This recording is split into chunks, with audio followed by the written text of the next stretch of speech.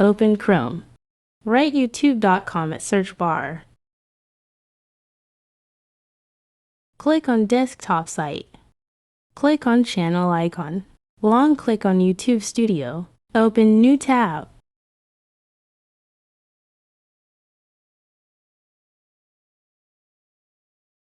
Copyright video. Click none of copyright video. Click on see details.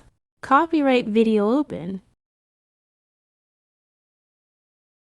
Click on three dots. Replace or mute song. Select song according to video duration.